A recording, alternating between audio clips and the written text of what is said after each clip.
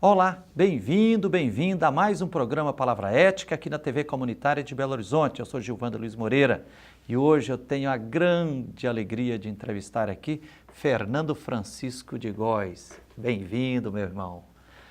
Fernando Francisco de Góes foi frei carmelita durante 14 anos, depois deixou de ser frei e passou a viver nas ruas de Curitiba durante os 4 anos, depois criou uma chácara para acolher crianças e adolescentes em situação de rua, criou a Fundação Educacional Meninos e Meninas Profeta Elias e já tem 25 anos e contribuiu para o resgate de mais de 1.000 crianças em situação de rua.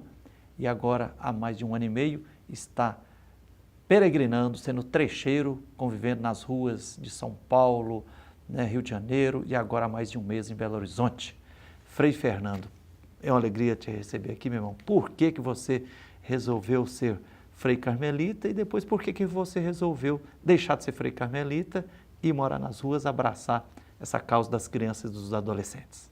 Olha, a minha caminhada, agradeço muito por ter passado pelo Carmelo e depois também por ter saído.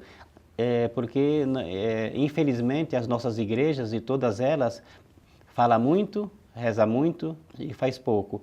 Mas quando eu fiz o noviciado, que você também fez lá no Nordeste, em Camusim... Eu fiz em 84, você em 83, 83. Né? Do século passado. Do século passado. Então, foi um momento, onde eu fiz o encontro comigo mesmo, que é o encontro mais difícil. É muito fácil eu me encontrar com o outro, mas me encontrar com as minhas mazelas é muito difícil. E esse momento me propiciou tudo isso. Mas eu também cheguei à conclusão nesse noviciado de que eu vivi uma vida de supérfluo.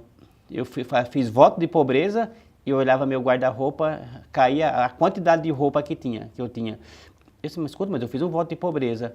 Revendo a história da minha família já morou em acampamentos sem terra, já morou em lugares difíceis. No norte do Paraná. No norte do Paraná. E eu falei assim, meu Deus, mas eu não fiz o voto de pobreza, aí eu senti que eu deveria ser útil para a sociedade. Inclusive você tem um irmão de sangue, o Frei José Aparecido Góes, que era frei carmelita e padre lá no ABC em São Paulo, né? E tem também uma irmã de sangue, freira, né? Freira. E uma outra... Rita Góes, né? Rita Góes. E uma outra que era religiosa que também morreu. Aí eu vi uma frase que dizia, a gente vive num país que eu sou eu, você é você e ninguém somos nós. E mais alguém falou, servir só para si é não servir para nada. Então eu me enquadrava nessa frase, que exatamente eu só servia para mim, então eu não servia para nada.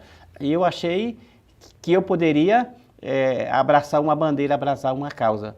E essa bandeira, essa causa exatamente foi crianças e adolescentes, porque eu vi muitas, você também conviveu lá no Nordeste, muitas crianças que não cresciam com fome. O método Paulo Freire nasceu, de tanto ele ouvir as crianças que não conseguiam dormir à noite. Então, na época nossa lá em Camusim de São Félix, no agreste pernambucano, 83, 84, eu ficava abismado lá de ver a mortalidade infantil e crianças na rua era muito grande. Né? Exatamente. Então eu descobri que de fato a minha vivência deveria ser no meio dos pobres e com população de rua. E quando eu fui para Curitiba, exatamente eu fui morar numa favela, com muita briga. Eu lembro que até o Frei Carlos Mestre deu um dinheiro. Foi na Vila Acordes? Na Profeta Elias. Ah, Profeta Elias. Vila Lindóia. E o Frei Carlos Mestre deu dinheiro para a gente comprar, a gente ocupou o terreno e o Frei deu dinheiro, a gente fez um barraco para a gente morar lá. E porque eu queria começar do começo. Normalmente a gente quer começar do meio ou do fim. E começar do começo para mim era começar de onde saem os meninos e as meninas que vão para as ruas. E eles saem das favelas, saem das periferias. E nessa favela foi a minha grande escola, onde eu convivi com esse grupo de crianças e adolescentes, com uma pedagogia freiriana, escutando, trabalhando os adultos a partir das crianças. Isso cresceu tanto, eu lembro que tinha época que nós atendíamos mais de 300 crianças, manhã, tarde e noite. Isso lá na comunidade Profeta Elias. Profeta Elias. E depois, Frei, cresceu tanto que, e essa comunidade era a única comunidade em Curitiba que não tinha crianças nas ruas. Porque a comunidade se organizou a partir das crianças. Isso aí era 84, 85. Exatamente. Aí eu falei assim, já que nós não temos nenhuma criança na rua, graças a Deus, então vamos ajudar as que estão na rua. E eu peguei um grupo, Raul, Luiz, que você conhece, a partir pela arte, o Otto falou, o Sted muito da arte, da cultura, né? Então eles pegavam um pandeiro, um violão, E começava a tocar e os meninos iam seguindo. Isso nas ruas de Nas Curitiba? ruas, a palavra-chave era um pandeiro, tá? Eles iam tocando, outro ia com violão, e quando você imaginava, você estava numa praça com mais de 100 crianças e adolescentes. E você no meio lá? No meio. Aí eu peguei uma carona com eles, né? E assim, aí eu ia exatamente para escutar, fala o saudoso Comblan, que quando você vai trabalhar... José Comblan. Que quando você vai trabalhar com os pobres, você não pode fazer pergunta. Você tem que responder pergunta. E você só responde quando o povo tem confiança, que ele começa a dizer uns pouquinhos para você. Então, nessa carona, eu comecei a ouvir os meninos, ouvir as suas dores, ouvir o seu sofrimento, e eu achei que eu poderia ir além disso. Eu falei assim, mas eu só posso ir além a partir de uma necessidade de vocês. O que é que vocês querem que a gente faça para vocês? Ou aliás, para você não, com vocês. E alguém falou assim, a gente quer casa. Eu assim, mas já não tem tantas casas? Assim, tem. Mas só que nas casas a gente está com um pé dentro e um pé fora. Fazendo um parênteses aqui, hoje, por exemplo, eu estou mais de um mês aqui nas ruas de Belo Horizonte e Belo Horizonte, assim, tem uma política bem melhor do que ainda em outros estados. Só que a falta de humanidade aqui nessa cidade, os moradores de rua é muito grande. Estão sendo violentados. Violentados. Por exemplo, você vê hoje as noites muito frias e você vê pessoas falando assim, nossa, eu queria tanto ir para um albergue, eu queria tanto dormir, por exemplo. Em São Paulo eu conheci uma mulher que ela só dormia numa cama fofa quando ela se prostituía. E assim, olha, para mim dormir com dignidade tem que fazer programa, assim eu vou dormir num colchão e vou ter um travesseiro. Você imagine assim a falta de humanidade. E hoje aqui em Belo Horizonte a gente vê pessoas de idade, assim, nossa, eu queria tanto dormir numa cama, mas se eu for para esse albergue Tia Branca, você bateu na porta, você foi lá no dormi lá, Tia Branca? Dormi lá um final de semana, um sábado, e assim, lá você é tratado, às vezes pior do que lixo. Eles nos ofereceu um cobertor, 2 cobertores, tudo rasgado, eles pegaram lá em qualquer lugar, assim, pega aí e deita. O colchão era na pura espuma, e no dia seguinte, quando eu levantei, eu estava todo picado de peixe cervejo.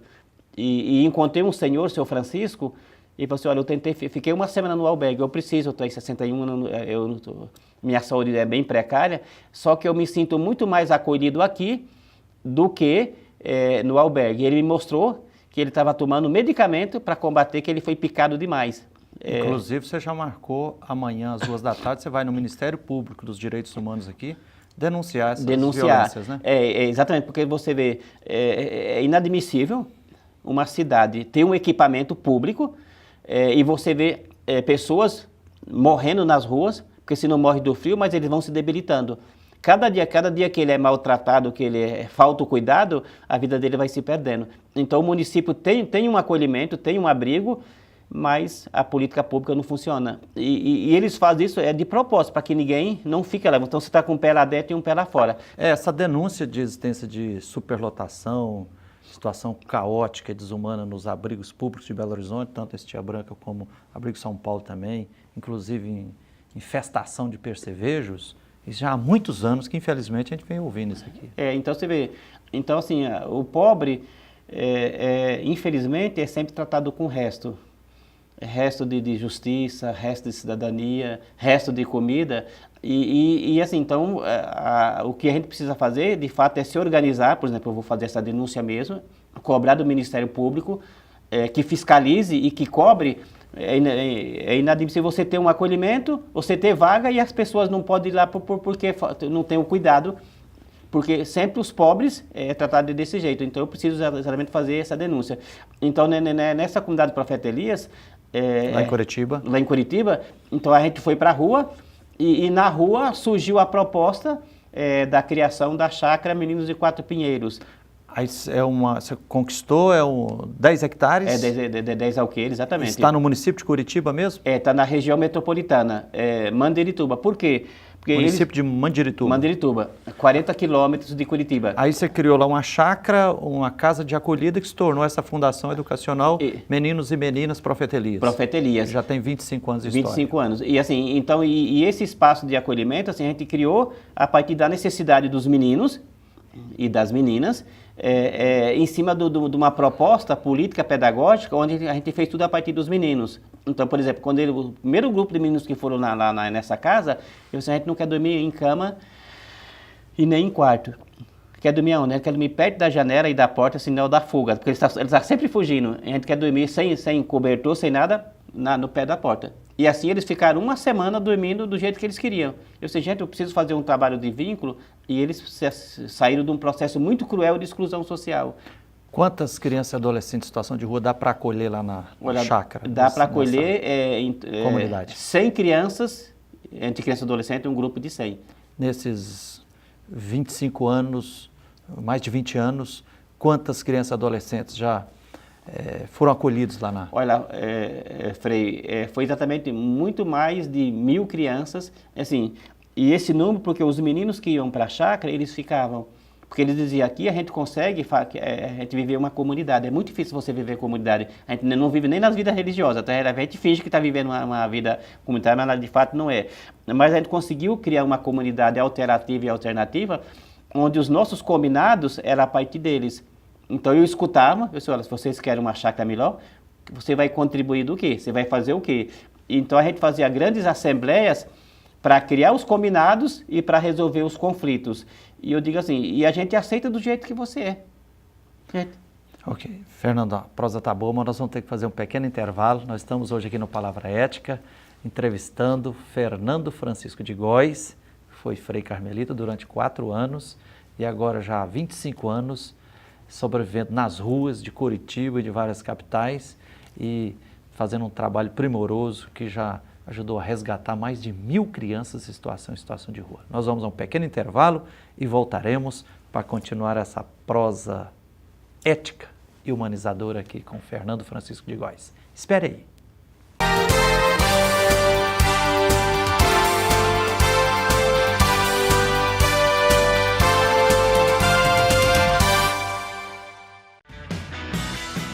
Venha gravar sua peça audiovisual na TVC Produções.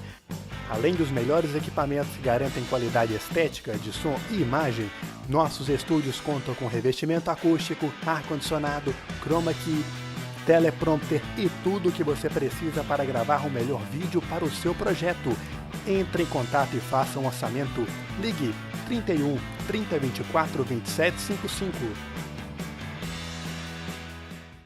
O importante é ser uma criança nota 10. Se é uma criança nota 10, é só tirar boas notas. Mas não é só isso. Também é respeitar os amigos. Não ficar nas ruas. Não trabalhar ainda. Ficar longe das drogas. Brincar, praticar esportes. E você, quer ter uma atitude nota 10? Doe agora.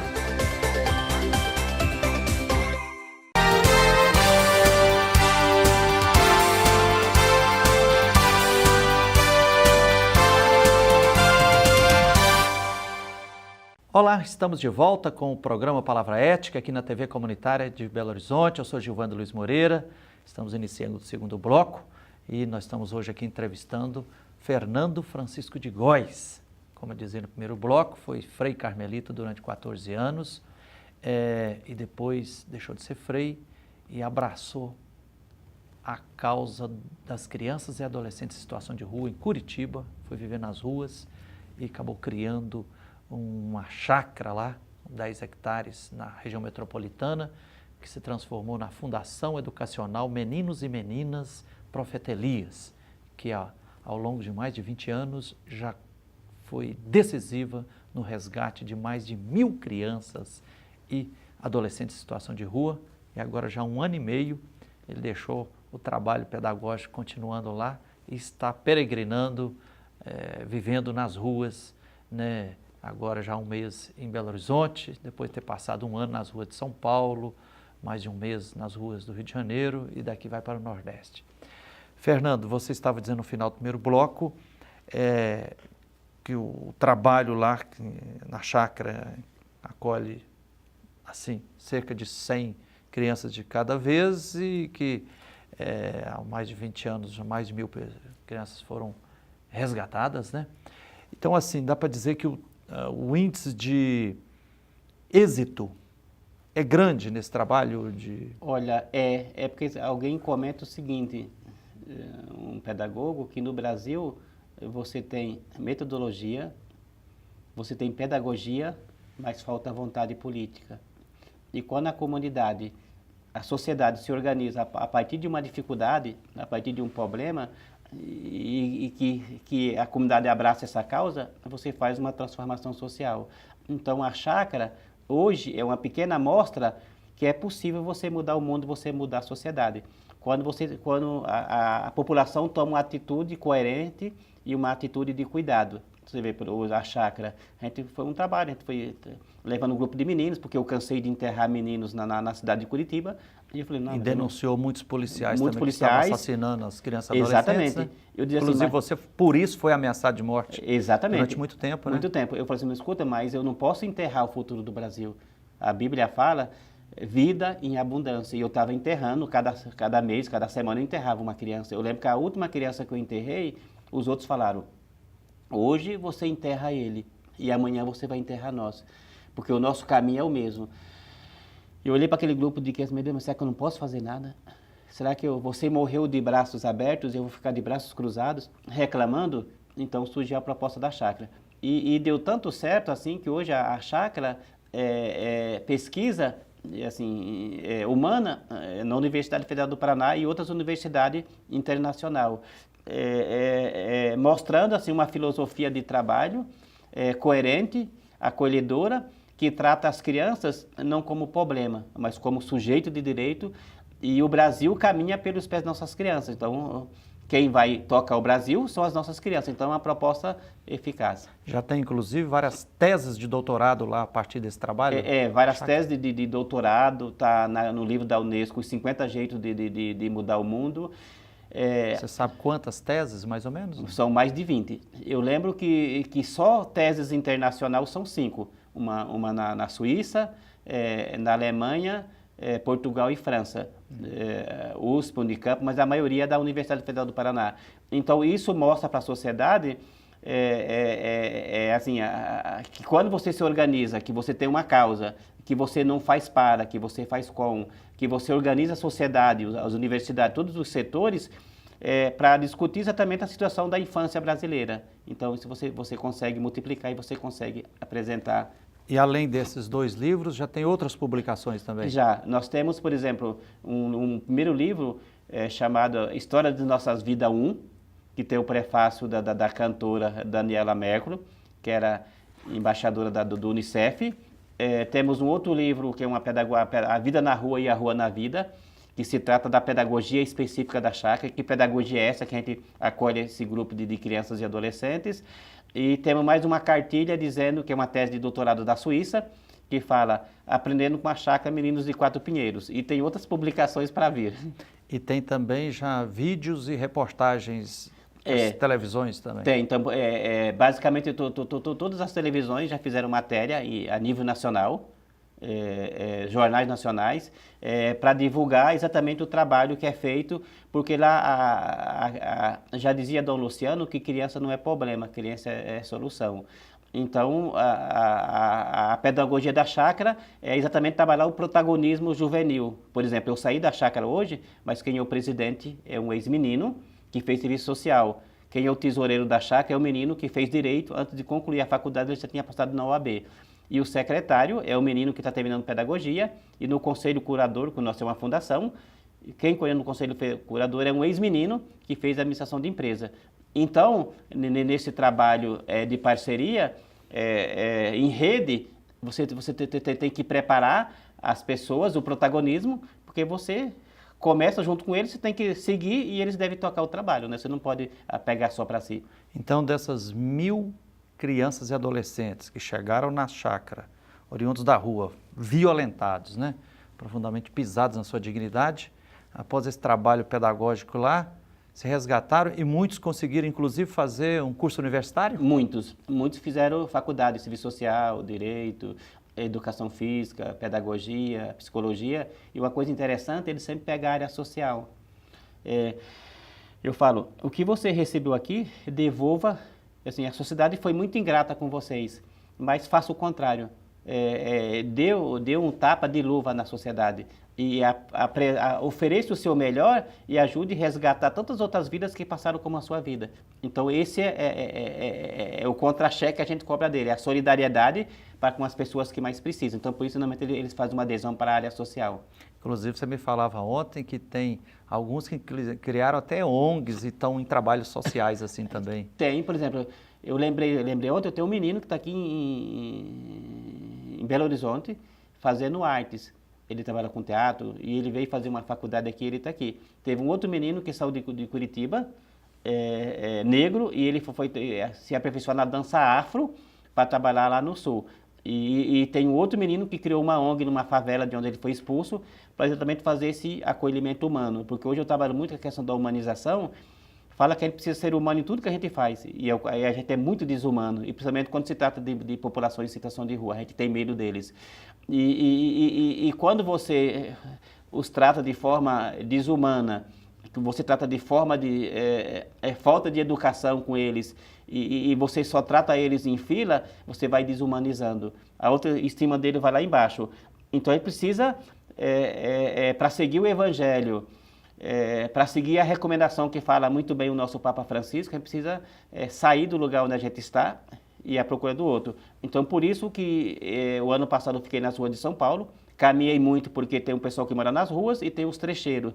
E os trecheiros, eles vivem uma vida desumana. Então, tem trecheiro que a alimentação dele é comer carniça, resto de animais que ficam nas BR. Para beber, ele bebe lama, literalmente. Porque, assim, para ele tanto fez, tanto faz. Ele já não acredita mais na sociedade e também ele já não acredita mais nele. Então, esse ano, como nós estamos no ano da misericórdia, eu resolvi que eu poderia ir um pouco além. Eu já estava muito bem instalado em São Paulo, nas ruas. Lá eu falei assim, mas eu não posso ficar assim, eu preciso ir além. Então, o meu compromisso esse ano é cada mês ficar numa capital. A E pé, viver nas ruas. Nas ruas. Nas BR eu tenho esse trabalho, essa presença solidária com os trecheiros, para escutar, para ouvir e para dar um abraço. Por exemplo, eu perguntei para um morador de rua no encontro, assim, faz quanto tempo que você leva um abraço? Assim, eu nem lembro mais. Isso em Conselho Lafayette, eu estou acontecendo, mas eu nem lembro mais como lembro. E a saúde nos pede que eu tenho que dar pelo menos, dar e receber pelo menos 16 abraços por dia. Então, se eu não abraço, eu não vou sentir o calor do outro. Então, acaba me tornando insensível. Nas cidades eu fico nas ruas, também para fiscalizar a falta de humanidade e a falta de políticas públicas. E termino esse trabalho na cidade de Recife, passando por Maceió, Salvador e Aracaju.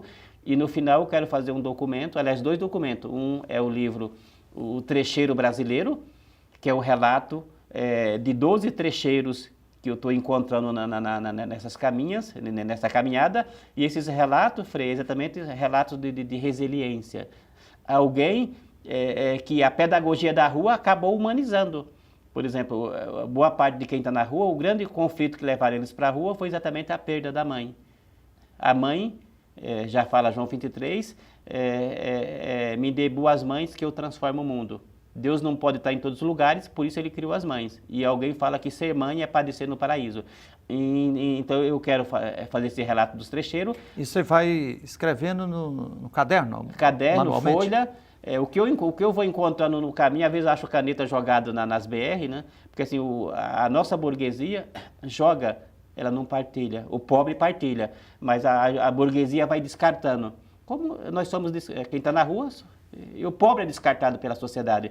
Então eu encontro, e já alguém fala que o lixo do rico é o luxo do pobre. Então, infelizmente, o pobre vive no lixo.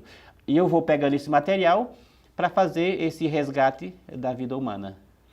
E assim, você já falou muito, mas para finalizar aqui, nesse trabalho ao longo de mais de 25 anos, dedicação nas ruas e lá nessa fazendinha, né, de 10 hectares, na região metropolitana de Curitiba, a Fundação Educacional Meninos e Meninas Profeta Elias, que tem inclusive o site, né, www.4pinheiros.org.br, 4pinheiros.org.br. Você desenvolve uma pedagogia e já aprendeu. Quais os traços principais da pedagogia que você acha que que você vem experimentando que é libertadora e emancipatória? Olha, para nós, assim, essa pedagogia, para nós, os movimentos populares, os movimentos sociais, a gente tem que aprender com o conflito, aprender com a crise. Então, a crise é que nos ensina muito. A crise mostra que o nosso trabalho pode ser melhor. Então, a crise aponta essa febre. Diante da crise, não precisa ficar apavorado, não? Não, você tem que agradecer, tá? Porque a crise é um espelho para você. O que você faz, o efeito é muito pequeno. Você pode fazer mais. Crise é fértil. É fértil. Se você aproveitar, você tem um horizonte muito grande para você desenvolver bem melhor o seu trabalho. E nesses momentos de crise que a chácara passou, a gente acabou afunilando essa proposta pedagógica, que são as 4 ferramentas pedagógicas: acolher, ouvir, cuidar e transformar. E está terminando, você dizia para essas 4 ferramentas, repetindo. Acolher, ouvir, cuidar e transformar. E para as 4 ferramentas, você criou 4 animais para ser a fonte inspiradora. Exato. A pedagogia é ligada ao meio ambiente, que para o acolher é o exemplo da galinha, a forma como a galinha acolhe a sua cria. O ouvir, o exemplo do cachorro, a forma como o cachorro é o animal, a pessoa que mais perdoa, e você não precisa nem chamar, ele está sempre à sua disposição. E transformar? Transformar, a gente pegou exatamente o exemplo do corvo, do urubu, porque tudo aquilo que o capitalismo descarta, o urubu pega para si a custo zero. E a 4ª ferramenta? Transformar. Aí qual animal? Olha, a gente pegou, porque transformar é transformar sonho em realidade. A gente pegou exatamente o exemplo das abelhas, que conseguem viver em comunidade, e a abelha, ela tem 5 olhos, 2 é para ver durante a noite, e o que a abelha mais ela cuida, que ela protege, é também a questão das flores. E as flores nos acompanham quando a gente nasce e quando a gente morre. E a abelha gosta tanto das flores, que ela faz o reflorescimento. E quando uma abelha vai morrer, quanto mais a abelha trabalha, ela morre mais cedo. E quando ela vai morrer, ela não morre no ninho. Ela morre exatamente no meio das flores que acolheu. Quando a gente morre, a gente é cercado de flores, né? Então ela mostra que eu preciso trabalhar com muito carinho. A minha ferramenta de trabalho eu tenho que aplicar com toda eficácia com a população que mais precisa. Fernando Francisco de Góes, que maravilha! Estou apertando a mão de um homem humano, santo profeta no nosso meio. Nosso tempo esgotou. Que Deus continue te inspirando para você continuar sendo bênção no nosso meio. Com certeza. Tá? Então assim terminamos mais um Palavra Ética. Obrigado pela atenção. Quem quiser mais informações, eu imagino que se procurar na internet Fernando Francisco de Góes, Góes com IS no final, e também o site 4, número, pinheiros.org.br, deverá encontrar esse exemplo que realmente está fazendo a diferença. Fique com Deus e até o próximo Palavra Ética.